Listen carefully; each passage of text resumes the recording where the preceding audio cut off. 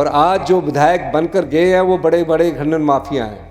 हिमाचल कर्जे के नीचे गलत नीतियों के कारण गया। जो चीज़ आपको मिलनी चाहिए थी वो गलत नीतियों के कारण इन्वेस्टमेंट ड्रेन हो गया, यानी कि इन्वेस्टमेंट बाहर चला गया। हिमाचल कर्जे के नीचे गलत नीतियों के कारण गया। जो चीज़ आपको मिलनी चाहिए थी वो गलत नीतियों के कारण इन्वेस्टमेंट ड्रेन हो गया, यानी कि इन्वेस्टमेंट बाहर चला गया। हम सही नीतियों को आगे बढ़ा रहे हैं। कुछ लोगों को ये नीति, कुछ लोगों को ये नीतियां पसंद नहीं आई। कुछ खनन माफिया राजनीतिक दरवाजे से एमएलए बन गए। जब आपदा आई तो मैंने खनन पर प्रहार किया। 100 करोड़ का घोटाला हमारे सामने आया और आज जो विधायक बनकर गए हैं वो बड़े बड़े खनन माफिया हैं। हम कहना चाहते हैं ये जो खनिज है, ये जो खनन है, इस पर भी आपका अधिकार है। ये अधिकार आप लोगों को मिलना चाहिए और हमने उस अधिकार को लोगों में बांटने का काम करना है, ना कि अपनी झोलियां भरने का काम करना है।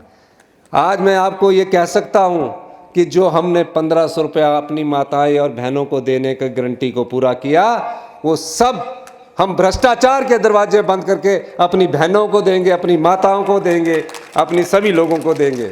और 1 अप्रैल 2024 से ये वित्तीय जो साल है इसके फॉर्म भर दिए जाएंगे और मई में उनको मिलना भी शुरू हो जाएगा। इसीलिए आपने मेरे भाषण में मेरे भाषण में आपने कई बार सुना होगा, मैंने कहा कि 2027 तक अपनी अर्थव्यवस्था को हम पटड़ी पर लाएंगे, अपनी अर्थव्यवस्था को पटड़ी पर लाएंगे। भारतीय जनता पार्टी के नेताओं ने सरकार आंखें मूंद करके चलाई, हम आंखें खोलकर जो धन कमा रहे और जनता के बीच बैठ रहे हैं। और 2032 तक आप गर्व महसूस करेंगे, आप गौरव महसूस करेंगे कि हम हिंदुस्तान के सबसे समृद्धशाली और अमीर राज्य बनेंगे। चुनौतियां आती हैं राजनीतिक जीवन में, इन चुनौतियों से हम घबराने वाले नहीं हैं। मेरे जीवन भर का संघर्ष तो चुनौतियों से भरा पड़ा है। मैं इन संघर्ष की तपिश से और चुनौतियों से कभी जीवन में घबराया नहीं है।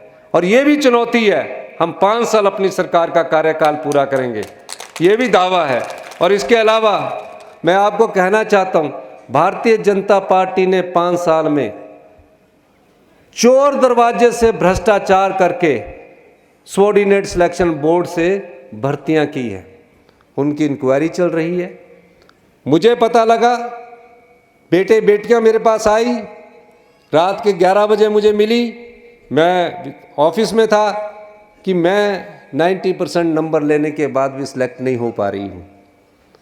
मेरा रिटर्न का इतना अच्छा टेस्ट हुआ कि मुझे रिटर्न में तो पास होना ही चाहिए था। मैंने फरवरी 2023 में इंक्वायरी बिठाई, जाल बुना और पता लगा कि जो बेटियां और बेटे मेरे पास रात के 11 बजे आए थे, सच में उनके साथ धोखा हो रहा था। उन युवाओं के साथ जिन्होंने कड़ी मेहनत करके अपने पेपर पास करने की कोशिश की, उनके पेपर पास नहीं हो रहे थे। और जो 5 लाख रुपया बेचकर पेपर ले रहा था, जिसको का खा घा लिखना भी नहीं आता था, वो आदमी सिलेक्ट हो रहे थे। हमने उस भ्रष्टाचार पर लगाम लगाई। भारतीय जनता पार्टी के समय से ये गोरख धंधा चल रहा था, उन्होंने आंखें बंद करके रखी है और हमने उस भ्रष्टाचार के सबॉर्डिनेट सिलेक्शन बोर्ड को भंग किया, ताकि जो गरीब माँ बाप का योग्य बच्चा है वो उसमें सरकारी नौकरी में आ सके। तो भ्रष्टाचार के खिलाफ भी हमारी लड़ाई है। हमारी लड़ाई लोकतंत्र को बचाने के लिए भी है। हमारी लड़ाई जनता के बल से धन बल को हराने की भी लड़ाई है। इसीलिए मैं बार बार कहता हूं कि हम लोग आप लोगों के बीच में इसलिए आए हैं कि हम 5 साल आम लोगों की सेवा कर सके।